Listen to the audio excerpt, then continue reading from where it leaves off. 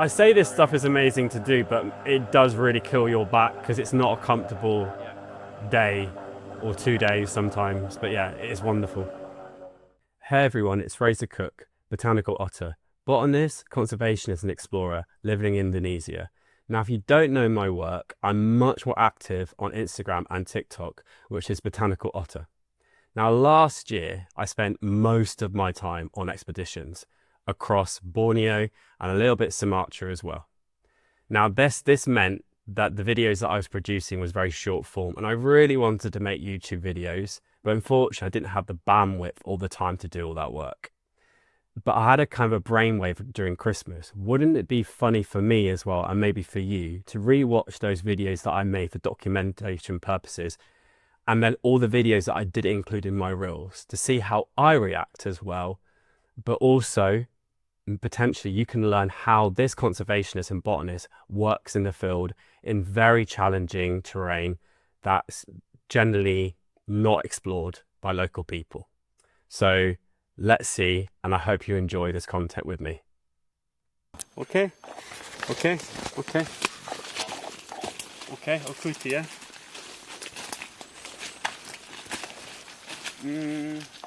Yeah.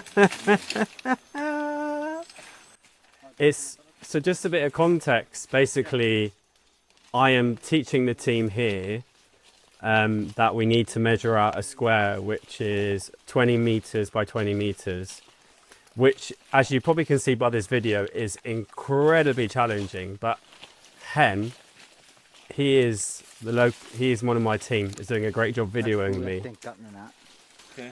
Yeah, so you can see here we use like the little red marker to identify, but then I'm saying it has to be moved because that's not correct. So this is the difficult thing about measuring a square in this kind of thing. You're never going to be 100% accurate because of all the mass vegetation. We're not on an open kind of plain field. We're in a deep, dense forest. It's never going to be 100% accurate.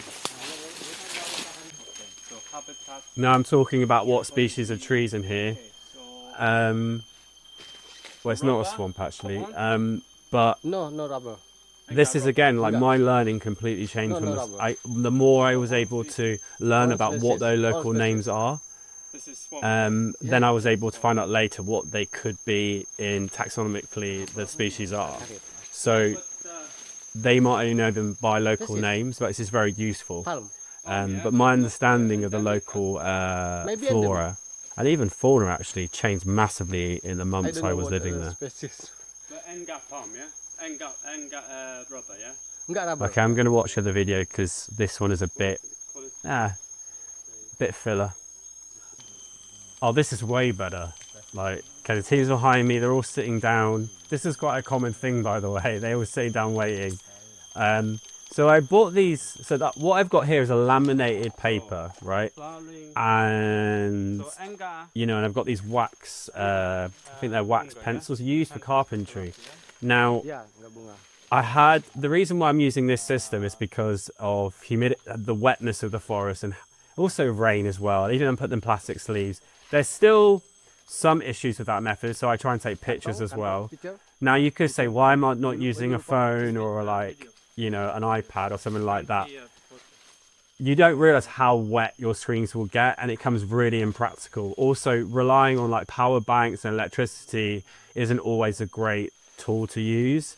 So I think sometimes it's just better to go back to basic methods. But as time kind of progressed, I kept a lot of my notes to like emails to myself, or like I did a lot more documentation to speed up the process. So right now I'm counting the Nepenthes and going through how many are there, and obviously Nepenthes have like upper pitches and lower pitches, male and also male and female.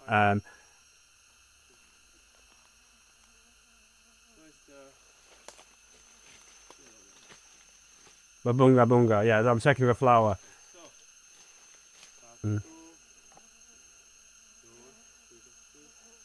So basically I've got 3 categories I check for. Essentially I look for anak, which is child, which is basically a juvenile. Then I look for in flower, So it's currently in flower, or there's a bud developing, or it's already flower. Now that's the 3 types of categories that I look for. And obviously each species I look have their own reproduction way of looking at things. Obviously Hoya produce Botanical, so you can say that's already flowered as well. Nepenthes obviously are male and female, so you've got to check the flowers, parts as well, so that's really important.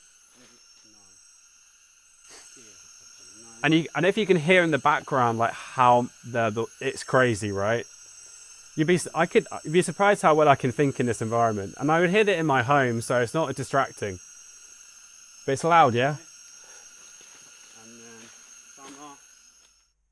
So before I start this video, this is the first time I went to Jong Kong. And at the time, see, Jong Kong is a town that's adjacent to the Kapuas River, and the Kapuas River is the longest river in Indonesia, and it goes all the way into the coast of West Kalimantan.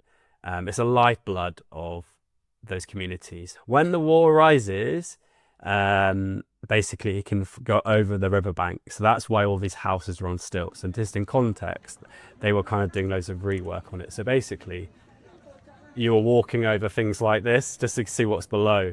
So that's why I'm including it. And then you can see now the video here where that's how these communities live. So these are like, you know, river communities that depend on these rivers as well for everything.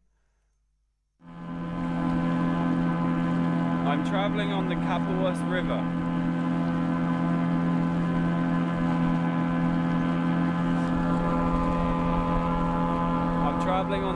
I have to stop it there because like I'm really trying to like do videos like about what I'm doing there. And anyway, the context, the guy behind me was our driver from our village. It's so hot, like you can see like there's such baking heat. We're talking like 35, 36, maybe up to 40 degrees, right? So that's why he's covering himself, because it's just so hot. I still got burnt even with that hat. And then you can see behind this video, like that, you know, the actual way how people live. That might be a gas station or a shop. So I'm looking at Phalaenopsis kapuasensis, which is an orchid that is found at that time, according to publication material, in submerged forests. That's what we know, but obviously I found out later that's not all necessarily true. Okay, so we're now entering one of the river into the flooded wetland. As you can see, the trees on the side and the banks. This is the habitat we're going in today. So there is, I think we can climb up a little bit. Previously I was told we can't get out of the boat, but I think we can.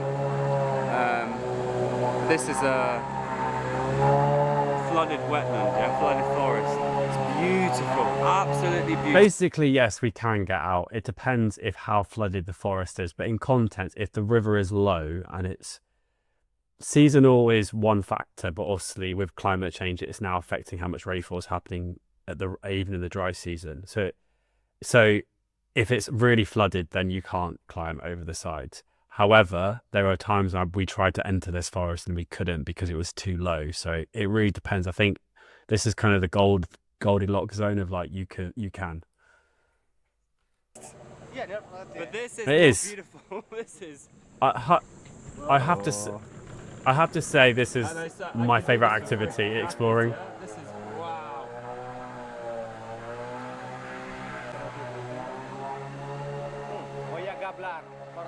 Hoya glabra, which does grow in this type of habitat, so it grows near the wetlands area, and that's the big difference between latifolia. Even though they look very similar from afar, the same kind of leaves, big leaves, they're going to be found in very different habitats. Oh yeah, I mean, like you can see here, like these big like trees now, kind of like leaning out, like you can see the roots are exposed. Like it's incredible. So we have to go further into the forest wetland, closer to the village. So you can see on the left here, there's like a kind of the local farmland. I wouldn't call it a plantation. Now I think they were growing croton, which is this kind of super tea. Tastes disgusting, really does, but the locals are all drinking it, and it's sponsored by the German government. So yeah, there's this historical land change here from like old plantations, so it's mixed. Yeah, you can see it now on the right here. I think that is crabapple. Obviously these are prop roots, not stilt roots, because stilt roots will come up in the water, and you can see them. These are what we would call prop roots. I say this stuff is amazing to do, but it does really kill your back because it's not a comfortable day or 2 days sometimes. But yeah, it is wonderful. Just told me this is the habitat of orangutans, but the big ones. So if you've seen what I've seen as videos along these riverbanks in Kalimantan, you will see these massive big boy orangutans. So I'm going to stop it there. No, unfortunately, he got it wrong. It was further in, and he's thinking of a different area. But it was a nice thought anyway. But I'm still hoping that will still happen in the future. Yeah. Right, you can really see now how flooded this forest actually is. So like the difference will be, and you can see maybe where the black line is on the tree, where the water level changes. Now you can imagine it, like if there's, this is how people live in these forests, right? They've got settlements, they've got small town and villages. If the water level is too low, they have to find a different way out. Oof. So what you can see here is basically that's where they will harvest honey from. So that kind of like really climb up high and harvest the honey. I actually came back to this area quite a few times, so but it's really nice to watch back why I first saw it. That's what I mean about like going to areas where a lot of tourists go. I just can't compare it. I just can't. Pohon ini Ya, namanya pohon mutun. mutun ya. Ya, 99% tempat tumbuh Phalaenopsis kapuasensis. Okay. Ya, pohon mutun. This one. Yeah, this one. So he just said this is the habitat for the tree species up here. This is the one here. So actually, yeah, it grows in, at the moment, as we know, a submerged tree in the water, and this is the habitat. This is the tree. Well, this is the habitat for them, yeah? This is the endemic native tree, Asil, yeah? Yeah. Asil pohon. Yeah. So this is the tree it grows on. So what, I've heard that name again later on when I went back to the habitat, and I was able to, so I totally forgot he said that, and also this is why it's useful to go back over videos. He's using a local Dayak or Malayalu word for the genus Syzygium. So now Syzygium is found in habitats like this, whether submerged or on the edge, and basically he's describing the percentage wise of like what he's found there as well. I'm going to stop the video here because it's a lot already to watch, and I'm going to save the rest of discovering Phalaenopsis kapuasensis for part 2. So I hope you enjoyed the part 1, and you'll come back for part 2 and more videos I make later of rewatching with me.